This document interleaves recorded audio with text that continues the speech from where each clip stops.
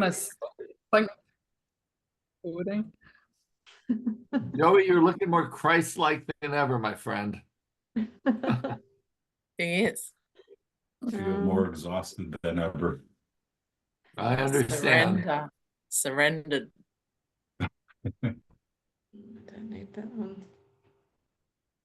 Right, we are continuing with the relinquishment of attack. We finished number 2 last week, and so we can read number 3. I'll just move it up a bit, so don't freak out. There we go, a little bit more, and then it goes too far. There we go. Number 3. Who wants to read number 3? I'll start. Yes, you normally start. The only safety lies in extending the Holy Spirit, because as you see his gentleness in others, your own mind perceives it as totally harmless. Once it can accept this fully, it sees no need to protect itself. The protection of God then dawns upon it, assuring it that it's perfectly safe forever. The perfectly safe are wholly benign. They bless because they know they're blessed. Without anxiety, the mind is wholly kind, and because it extends beneficence, it is beneficent. Safety is the complete relinquishment of attack. No compromise is possible in this. Teach attack in any form, and you have learned it, and it will hurt you. Yet this learning is not immortal, and you can unlearn it by not teaching it. I love that. Beneficence. That's a great word. It is a great word. I see Gandhi when I'm reading this. It's so true. Like, he managed to do so much and expel the whole British Empire just without any violence, without lifting a finger against anyone. Yeah. If you've not ever seen that movie Gandhi with I forget what his name is, the actor. Ben Kingsley. It is incredible. One of the best movies I've ever seen. Yeah. Highly recommend it. Hi, Jane. Hey, Jane. Hi, everyone. Good to see you all.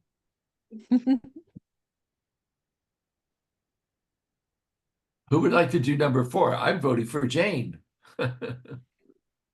Okay, that works. Number 4. Since you cannot teach, your salvation lies in teaching the exact opposite of everything the ego believes. This is how you will learn the truth that will set you free and will keep you free as others learn it of you. The only way to have peace is to teach peace. By teaching peace, you must learn it yourself, because you cannot teach what you still disassociate with. Only thus can you win back the knowledge that you threw away. An idea that you share, you must have. It awakens in your mind through the conviction of teaching it. Everything you teach, you are learning. Teach only love and learn that love is yours and you are love. Beautiful.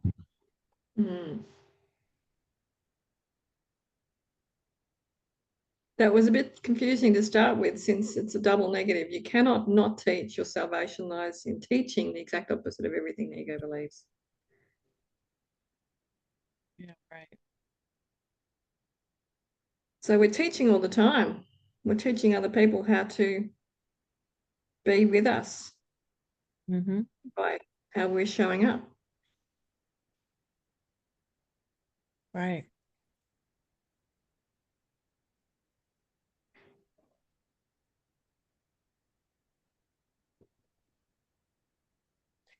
It's kind of interesting. Only thus you can win back the knowledge that you threw away. I think that goes back to there had to have been a point in time when we decided that we wanted experiences in the world more than we wanted the divine love of God. And that, I think, is when we threw it away. Because if you believe you're separate from the whole, you have to fear attack because you've made yourself separate. And you see others as different than you rather than at one with you. At least that's how I'm interpreting it. Okay. Does anyone else have a different read on it? That makes sense. And I guess the sentence before is, by teaching peace, you must learn it yourself, because you cannot teach what you still dissociate. And dissociate for me is still a confusing word. And I know you use it in your coaching, Gary. So how do you explain that word better? Well, how I take that is if we're dissociating from something, we're separating ourselves off from it. And personally, I think it's really subtle. I've been noticing it myself as I walk along my life that if I start to judge something because I've been hurt by someone, I'll still want to like judge them and stuff. And if I do that, I'm dissociating from my sense of oneness because I'm choosing disease separation rather than at one-ment. I'm very selective with how I do that. That person I'm at one with, that person I'm not. So ridiculous.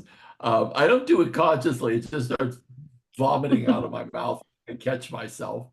But yes, I think that's what dissociation means, is that it is a point in time when we feel I can feel one, I can be, I can be loving, I can see God in all these things, but that person over there, no, not so much. And then we're dissociating and throwing away our peace. Does anybody have a person in their life that they go, everybody but that one? Tell me something. Yep. Tell me Yep. something other than me. Yep. Oh, You better all the believe it. Oh. Yeah, so it's about getting to that point to where it's everyone, and once in a while, more often than not, I can get there. Only after I've wanted to key their car and let the air out of the tires, but I can still see them as one. Just kidding. I remember when I was a teenager, and with all the traveling that we did, I didn't really have a little group or anybody close to me. And I used to wish for inclusivity. But if I got into a group, it would be like, yeah, I want inclusivity, but I don't want them in there. I remember doing that as a teenager. And it's like, Yep. Yeah. It's not, Yeah, it's like not so much to fun. disown, right? Yeah, well, they say that's one of the cruelest things is to just not be seen. yeah. Oh, yeah. Yeah. Yeah. In Native American culture, none of the tribe would recognize a person was even there. They would walk by them like they were a ghost. Mm. And no one would speak to them. If they approached anyone, their backs would be turned to them. So eventually they would have to leave the tribe. Mm. Mm. Very strategic. Mm. It's like the shadow in it. And then I have no peace because that person that I'm not liking mirrors that shadow aspect of myself that I can't accept. And then I'm teaching about that shadow in some Yeah. form, Yeah. because as I teach, it awakens that shadow and clears. And then I become whole in it, in self-acceptance. And then I don't see it in others, or if I do, I fully accept it in me and them. Mm-hmm. Mhm. and there's peace. Mm. Right. Mm. It's I gonna- love that last. Teach only love and learn that love is yours and you are love. Mm.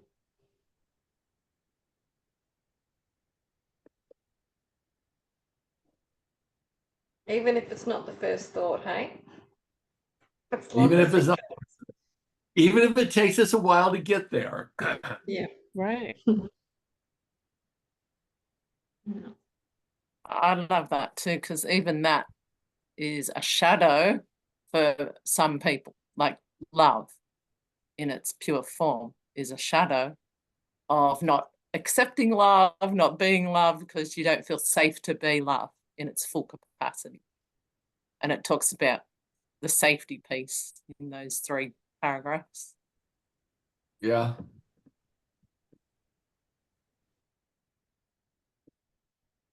Beautiful. It's going to move the page up a little bit.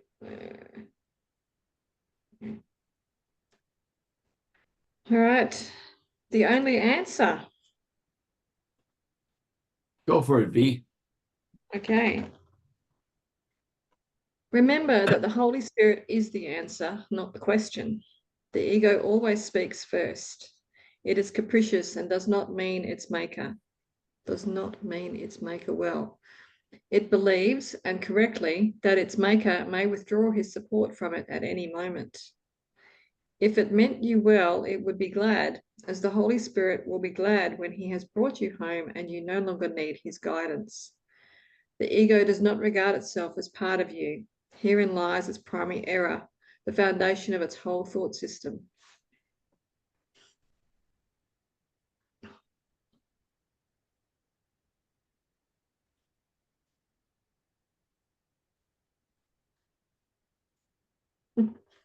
Sounds a bit Shakespearean there to start with. The Holy Spirit is the answer, not the question. Yes, right. Yeah, it does, doesn't it? To be or not to be? Mm-hmm. Very true.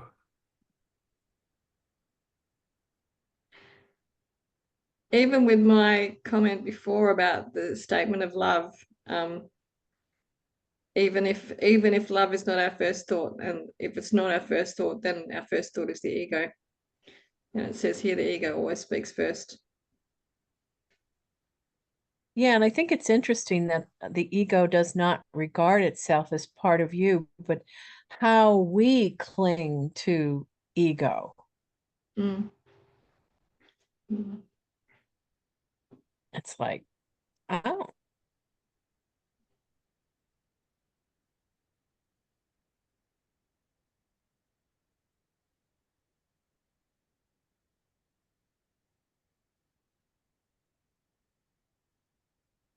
Do we need any more on that, or should we move to number 2? I think we should go to number 2. How about Coralie?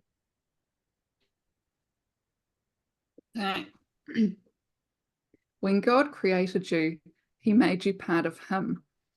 That is why attack within the kingdom is impossible. You made the ego without love, and so it does not love you. You could not remain within the kingdom without love. And since the kingdom is love, you believe that you are without it. This enables the ego to regard itself as separate and outside its maker, thus speaking for the part of your mind that believes you are separate and outside the mind of God. The ego then raised the first question that was ever asked, but one that it can never answer. That question, what are you, was the beginning of doubt. The ego has never answered any questions since, although it has raised a great many. The most inventive activities of the ego have never done more than obscure the question, because you have the answer and the ego is afraid of you. Wow.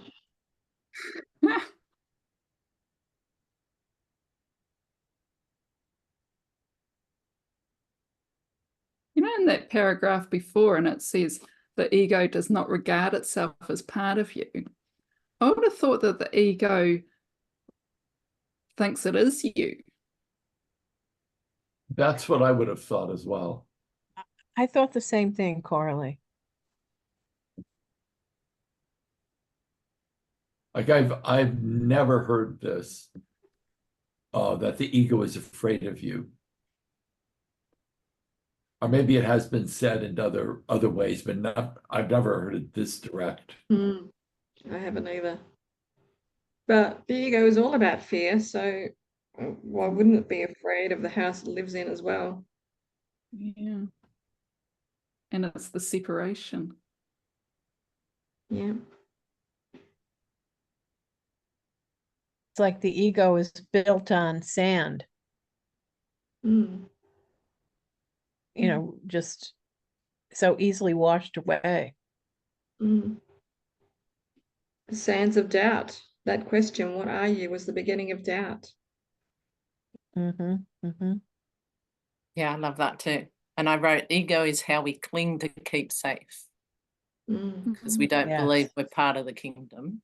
And then in That's there it writes, you made the ego without love. Kingdom is love. So we're basically separating Mhm. because we don't feel we are part of it or safe. Mm. Yeah. So why aren't we walking around like royalty?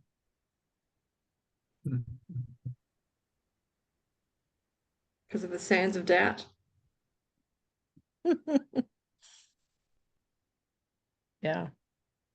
And I guess the other side to that is, I've been listening to it. I've got so many Wayne Dyer CDs that I've been listening to in the Hilux, my farm car, because it doesn't have Bluetooth or anything. It's so old. And there's, he says all the time, the whole prayer of I am that. And then you say whatever you want to be after that, because you just are that. Which is the exact opposite of what it's saying here, is asking the question, what are you? I am that. I am that I am. And it doesn't really need to be defined. I am. Mhm.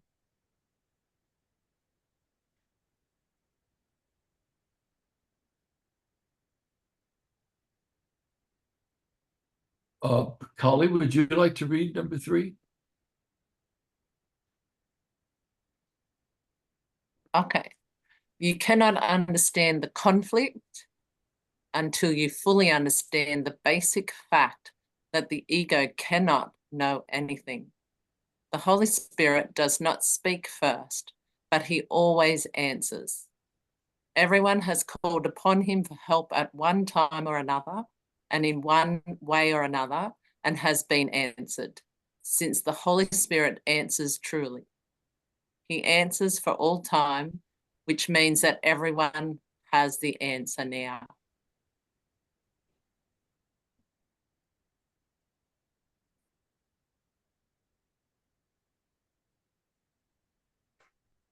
So doesn't that suppose that we need to, through awareness, through prayer, through meditation, we help to remove the blocks so that we can hear the answers and have the answers?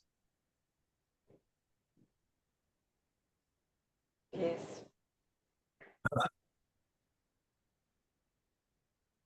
Yes.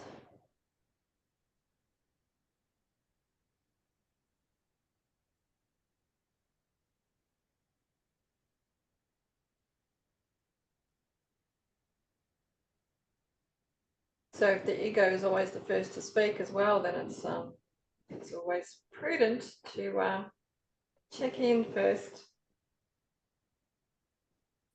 Take time. So if we remove fear and doubt, then maybe the Holy Spirit speaks first. Yeah. Well, the big question is, how do you remove fear and doubt? Because my experience, I've not been able to remove fear and doubt through meditation. and I meditated a very long time. Mhm. But I've never been able to do that. I don't, for me, I feel like you have to work at the same logical level where the obstacle is created. You Mm. have to go through the mind to correct the mind. And well, that's not entirely true either, because you do have spiritual experiences that automatically correct the mind. But I don't know about you guys, but those spiritual experiences are, for me anyways, they're not a constant. I've had about 5 that have changed my life, but they're few and far between. Mhm. And Mhm. generally, after only a lot of suffering, have I had an awakening. So, for me, it's like, I guess that's why I love the work that I do, because I can actually work on changing the conditions that make me see and interpret the world in the way that I do. If I can't make the constructs of what I believe the world to be, like let's say it's unsafe or people betray or any of those other core beliefs, if I can't neutralize that for myself, I can't change my mind about it, because all of the evidence is still there in my nervous system. So I become, if you don't neutralize it, you become still and retain the reactiveness, because that's what your reptilian brain will do. It uses your past as a reference for how you're going to respond to the now. And Mhm. so we get triggered, and once we get triggered, it's like, oh my God, I'm really in the separated state. I'm really seeing that person as a jerk, or whatever it is.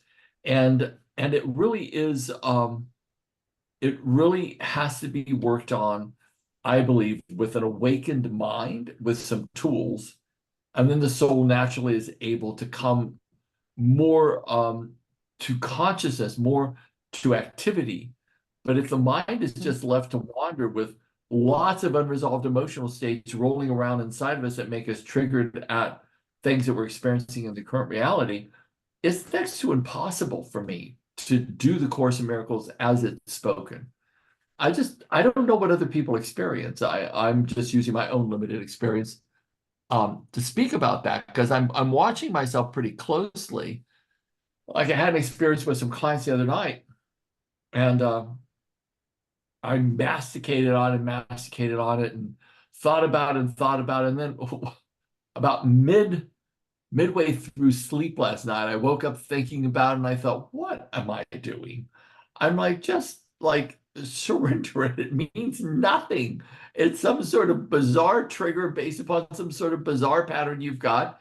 And it means absolutely nothing. Just go to sleep and shut the hell up. And I did, which was lovely. And I woke up and I felt much better. And then I got on the call with the same client, and he was like, oh, I really appreciated what we talked about last night. I had such a big breakthrough. And I'm like going, before I was going, I failed him. I didn't do it. I should have done that. I could have done this. And all along, he made this big old massive breakthrough. And here I was masticating over nothing, all created by a fearful mind from some pattern from my past that now I'm aware of. And so I can work on that. But if we don't neutralize the negative emotions, I don't think we move past it. We still harbor it as something unchallenged in our nervous system. And that unchallenged piece will act as a reference for the triggers that are coming into our current reality. And we start to respond on automatic instead of being able to reason through it. Because once you're triggered and the cortisol and adrenaline's dumping through your nervous system, your reptilian brain is in full flight. And we can't stop it. At least I haven't been able to. Do other people have that same experience? Because I always want to make these courses, like the things we do here, I can't read the Course in Miracles and go, oh, it's so lovely. It's like, I want it to be real in my bones. It's like, can I do that? And if not, why? And then if I can't do it, what do I have to do instead to wake my ass up? Well, But I Gary, have when to. when I'm going through one of those episodes where I'm upset with someone, then I do your trauma release thing. It's like, where is this coming from? And finding that place where it all started, and shifting, taking that higher perspective that you teach about and just going, it doesn't matter. Let it go. Ultimately, it does not matter. Ultimately, it does not matter. At the end of the day, Joey, are you listening? The wheels are turning. I know, I heard them. That's why I asked. Oh, I heard the well, gears grinding. Even when you're muted. Yes, even when you're muted, Joey, I can hear them. There's just been a lot touching me on the call tonight. So I've got a few scrap pieces of paper with a few notes and thoughts and things of that nature written down. I have to say, gang, I love these nights because I just feel like I need them, you know. People go, what are you doing Tuesday night? I was like, it's untouchable. Don't talk to me. It's not, I don't want to go anywhere. I don't want to attend a meeting. I don't want to see a client in emergency. No, my own house is on fire. I'm going to go to where I can put out the fire. So I love what you shared, Gary, because for me, what I heard while you were talking was a new focus to get me from here to here and out of the sitch in my internal choices, like finding a new focus internally. I mean, not avoiding the person altogether, especially if they're family related, but finding a new focus on what, like Veronica said, going back to why I am having this reptilian moment of fight and flight in myself, and then finding a new focus or a new action of being, of perception, of choosing. It all comes down to choice for me.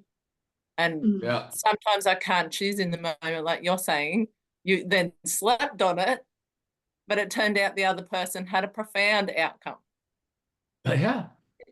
And so that choice to refocus, because if I caught myself straight away and refocused on the higher perspective, I wouldn't have, me personally, if this was me sleeping, I probably wouldn't have chose that in my sleep pattern.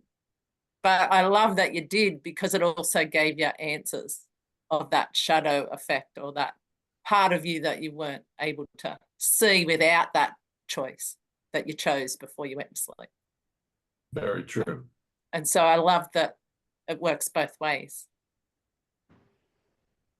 Yeah. I'm just thinking of this, because I think this is all of our biggest lesson, is to stay away from fight or flight, because when we're in lack, we go to fight or flight, and then we're in separation and we blame ourselves, we blame others. But what if, it's just all about training our brain, of course. And I almost get back to, wearing that rubber band. So when that person, we're on the phone with them, or we're face to face, or teaching and learning, Callie. Yeah. If every time that person, I get a twinge of, God, I'd like to push you down, just push you to the ground. You pull back on the rubber band, and like you say the word, I don't know, what word could you say? Lesson teacher. Thank you, lesson teacher, or something. I feel like we need a ritual in place, or something to train that reptilian brain. So Well, maybe the one thing. Go ahead, Joe. Go ahead. No. Well, I was what Gary triggered in me, and Jane kind of repeated here, was when you can recognize that moment, why don't you do what the doctor or what the doctor has you do with your pain level? It's a 1 to 10. How badly is that person pissing you off? A 1 is, no big deal. A 10 is you want to punch them in the face and push them off the 10th floor. So what in that moment, why don't you more or less envision that scale, put a number to it, and then go into ask them like, well, why is that pissing me off so much? Why is that triggering me? Or why am I getting so angry over it? Yeah, Right, because that right. I think that's where the real benefit of our own self-exploration comes from, is in that question. It's like, what is the feeling I'm actually feeling? And then where did this feeling originate? Because if we are super amped up and reactive about something, it's not about that event. We're never angry or upset for the thing we think we are. It's always about an emotional state underneath. It's always about that. And then that emotional state that's underneath has a long sorted history to it. And that is where you create the greatest amount of impact.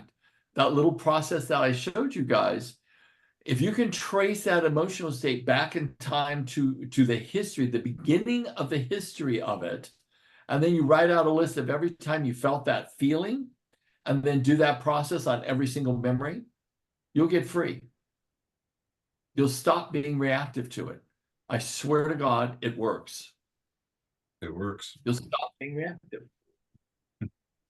So I just seem to have a lot of, I've gotten so much better.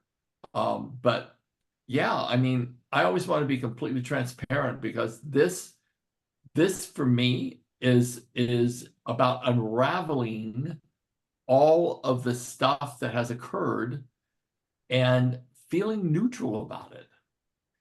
The opportunity is that I keep remembering more things that happened to me. I thought, well, there just seems to be this plethora of things that happened that I was just completely out of awareness, like completely out of awareness. So I just started to work on all the trauma I had from the AIDS crisis. And I kept, I remember there'd be months I go, well, I can't really think of anything to work on. And then I remembered that. And I was like, oh shit, I haven't even approached those traumas. And so now it's that I'm kind of working on.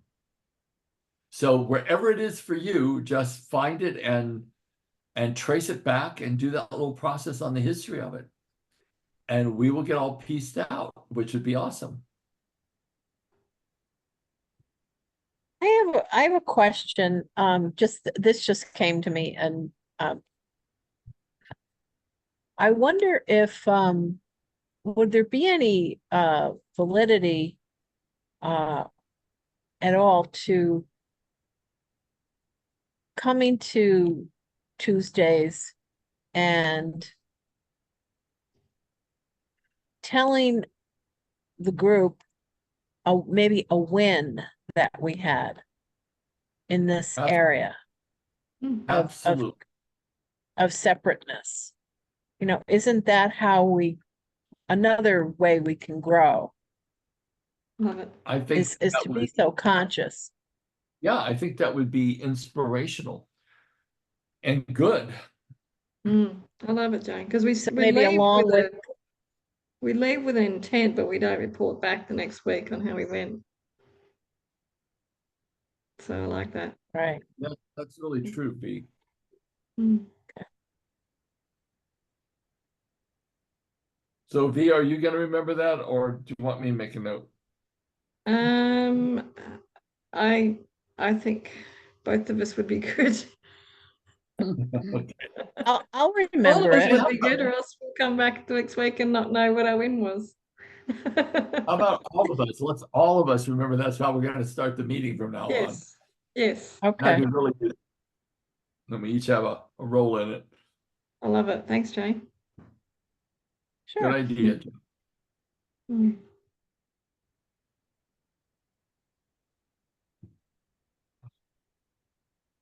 Shall we move on to number 4?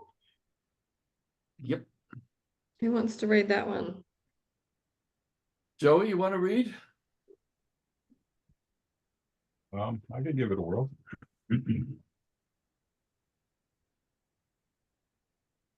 The ego cannot hear the Holy Spirit, but it does believe that part of the mind that made it is against it. It interprets this in a justification for attacking its maker. I believe that the best defense is attack, and wants you to believe it. Unless you do believe it, you will not side with it, and the ego feels badly in need of allies, though not of brothers. Perceiving something alien to itself in your mind, the ego turns to the body as an ally, as its ally, excuse me, because the body is not part of you. This makes the body the ego's friend. It is an ally, it is an alliance, frankly, based on separation. If you side with this alliance, you will be afraid because you are siding with an alliance of fear.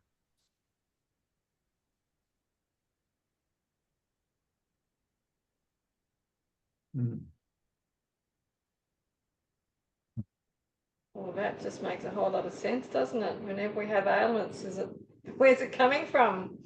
Hello, ego. That just seems to me, if you don't do any sort of work, that you just, that's what you are, a body with an ego.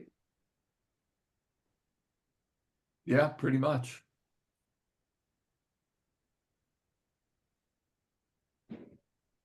There must be some people who don't need to do all this work. Good point. I've not met anyone. I'm sure they exist though. Yeah. Yes. You want to scroll it up a little bit, V? Yeah. Yeah.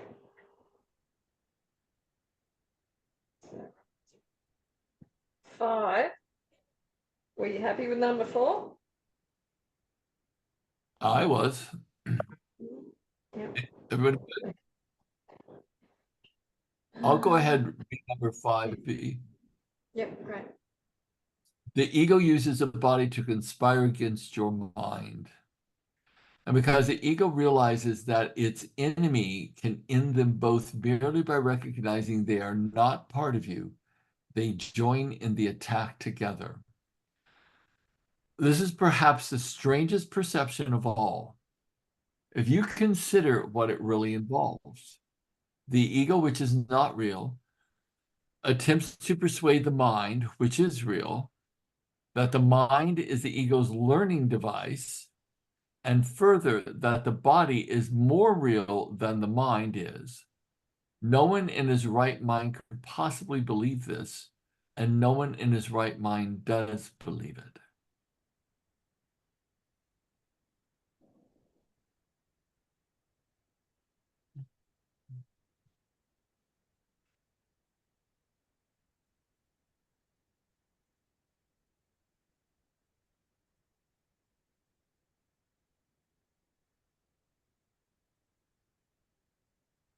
Anyone want to speak to this?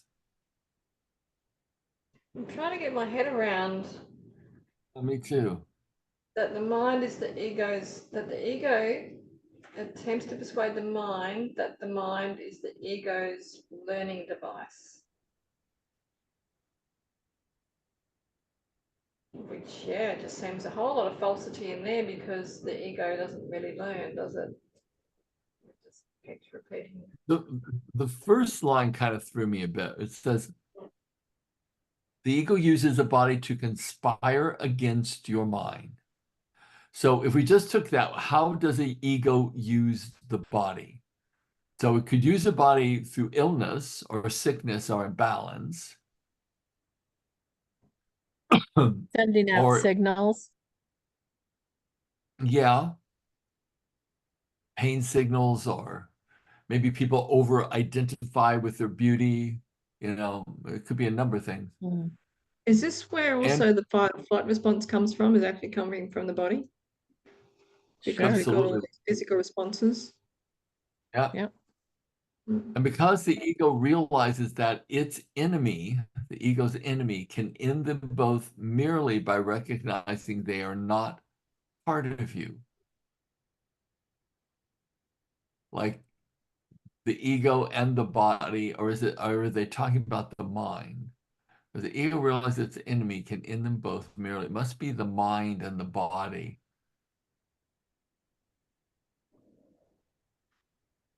They join in the attack together. I'm reading that as the enemy. The ego realizes that its enemy is the mind, and the ego treats the body as its ally. Therefore, that's why it's saying both. So both is ego and body, merely by recognizing they are not part of you. But Yeah, yeah. so your body's not part of you? I guess not, because you leave it behind. You do leave it behind. I mean, if we look at ourselves as the consciousness that is animating our bodies, then this seems understandable and, digestible. But a lot of people don't have that experience. They think, their families and their bodies are reality, and that's who they are, and that's what they believe is real. Getting to And see it that's to why believe everyone it. is afraid to die. That's true. Joey, what did you say? Getting a see it to believe it type of vibe. Like you can't see the mind, so some people struggle to believe its abilities. But you can clearly see the body. You can see it in a reflection in the mirror, in just about anywhere. So to be able to see it is to believe it. Yeah. And it says on the paragraph before, the ego cannot hear the Holy Spirit. And so in that fear, like it wants your body and your mind to be in alliance because it's afraid. And so back to the safe being, knowing you're safe in the Holy Spirit. Our mind is God or part of God. And so the ego attempts to find an ally in your body and knows that your mind knows it's God, even if you've forgotten. And so really it's about reconnecting mind, body, spirit. So your body is also on board with the knowing that it is one with God while we're in a physical form. Right. And that it's safe to be so. Mm-hmm. Yes, because hell, we don't want to fight our body as well. Come on. You've got enough, we got enough going on trying to, work out this ego thing. If Well, the omnipresence breath flows through every cell of our body, it's God. Mm.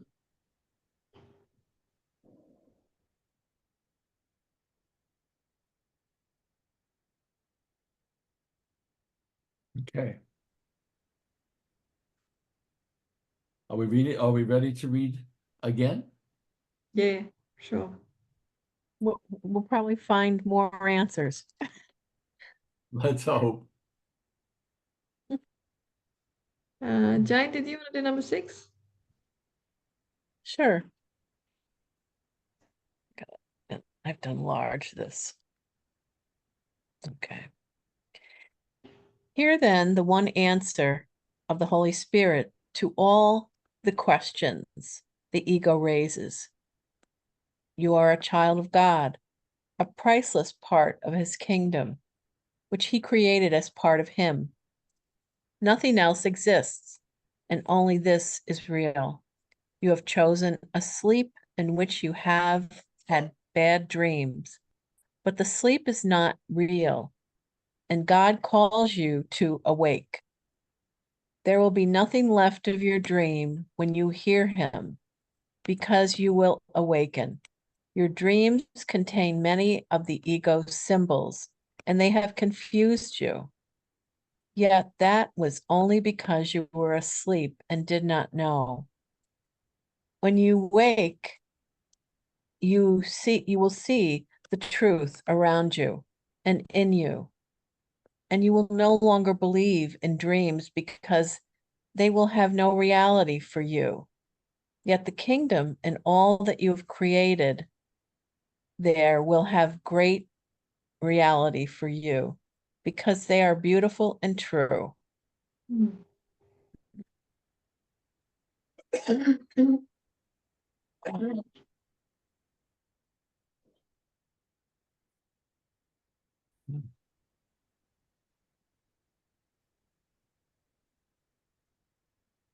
We have had that before. Nothing is real, so.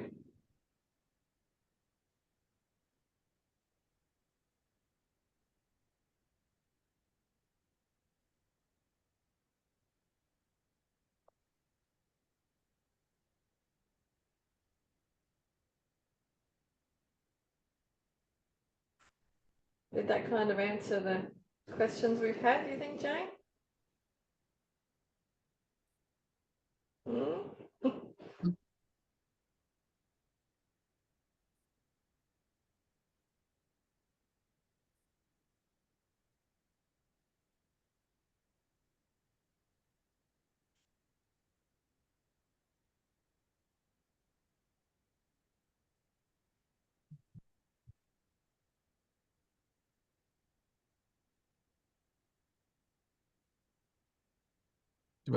Do we have any questions on that last paragraph? No, for me, I'm just thinking it's all about remembering.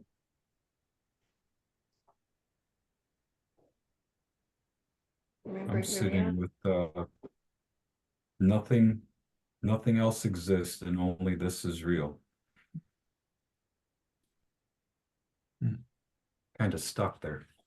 And from previous readings, it's like Gary's saying, though, the walking hand in hand, with your brothers and sisters. And like that's kind of where I'm coming to the conclusion of, but if nothing else exists, then why do we feel these pains, these fears, these angers?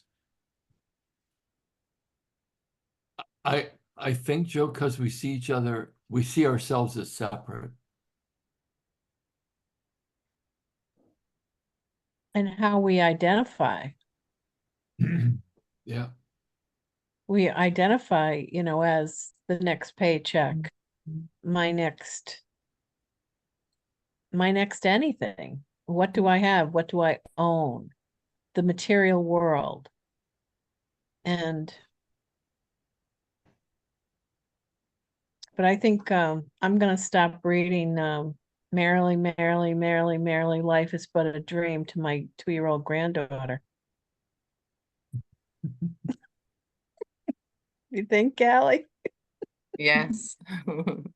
Hey, what I love about this paragraph is it mentions dreams and how it brings it back to what Gary started with his dream. Yes. And how that dream and that process he did on that actually returned him back to the oneness in what I heard you say. Maybe that's not true, Gary, but for me, what you learned was to come back to oneness. No, that's always the ultimate lesson. Always. And that it wasn't real, because if you hadn't have bought into it, it wouldn't have needed that process and you would have trusted coming back to oneness before that. But that's why I love the process, because no matter which side of the coin the process takes me, I'm still coming back to oneness when I learn my lesson for self, I mean. Well, the bottom line is for me that the separation only lasts as long as the stories that I made up about it. If I no longer listen to the story, then it always returns back to we're the same spark of the divine. We are exactly unequivocally equal in all things. We're capable of any of these behaviors that we judge and condemn. We're all capable of performing them. At that moment when that happened, I perhaps had more resources and the soul next to me did not. But there will be times that I will have less resources and probably do something a little whacked out. And the bottom line is, if we continue to tell our stories about each other or about circumstances we keep it completely alive. And if we don't, if we create a different narrative, the separation dissolves. So, I've been working on myself, telling myself a different narrative, especially if I find myself going down a road of opinion or judgment that is obviously not what the Course teaches, then I will purposely find myself a new narrative to tell myself about it, and start to dismantle that for me. But for me, it always begins with the story I make up about what is happening or did happen. And that's where I will become stuck if I believe that story.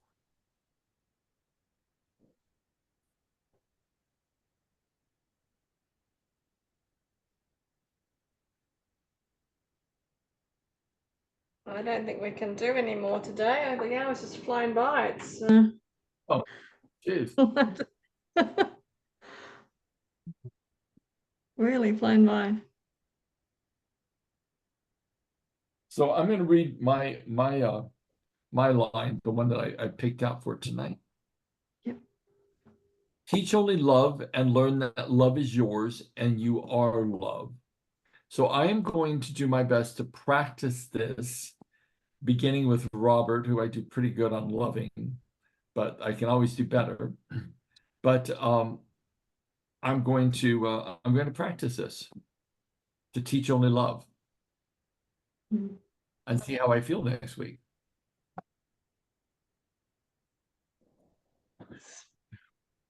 Who's And next? Joe, you were laughing there. You ended up with the same one. Did you, Joey? I knew it. That's why I went first. I figured you went first, so I'm going to teach only love, and just that was beautiful, Gary. I ditto that. There you go. Carly, what did you have? Well, I wrote that too, Pat.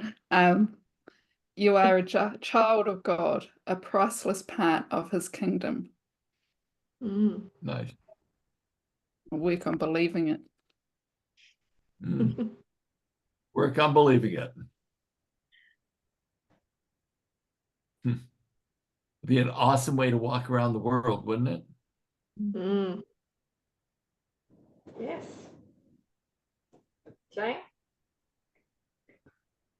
Yeah, Coralie, I had almost the same thing, starting with the child of God, but then Gary said something that I know I need to work on and be conscious of for the next week. So I'm saying the story I tell myself keeps me separate. Yeah. Carly? I had Holy Spirit is the answer, not the question. Nice. Good choice, Kelly. No, I actually took a little bit from what Carly was saying as well. I can choose my perspective and refocus. Awesome. Okay, let's face this week's challenges with I'm teaching only love. We'll see what we get. Wonderful. Yeah, Okay, let's so be winners. Yes, everybody remember that we're going to start with that next Tuesday night, okay? Yeah. We'll all be Beautiful. responsible. Beautiful. Well, Beautiful. Thank you. Thanks, God bless. everybody. Talk to you. Many thanks. Bless you all. Bye. Bye, everyone.